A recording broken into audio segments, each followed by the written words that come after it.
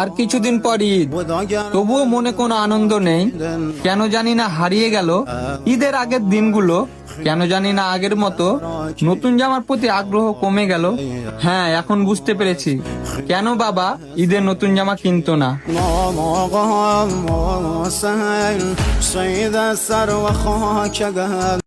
গরিব একটা মা পাইছি, যত কষ্টই পাক না কেন সব সময় মুখে রাখে হাসি। মা, তোমাকে অনেক ভালোবাসি।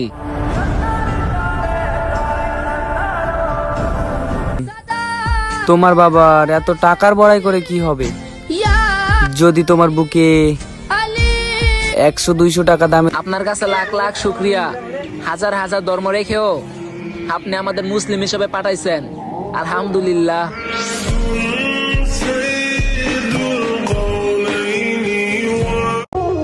100 টাকার নোটও অনেক বড় মনে হয় যদি ওইটা মসজিদে দান করা হয়। আবার 100 টাকার নোটই অনেক ছোট মনে হয় যদি ওইটা নিয়ে শপিং এ যাওয়া হয়।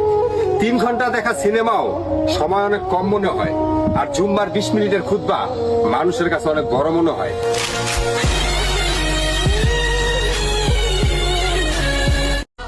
রোজা শেষ হয়ে যাচ্ছে আর কবরবাসীদের কান্না শুরু হচ্ছে। হে আল্লাহ, তোমার পাপী বান্দা সবগুলা রোজা রেখে তোমার কাছে একটা জিনিসে যাচ্ছে, সকল কবরবাসীদের মাফ করে দিন। সবাই কমেন্টে বলে যায় আমিন।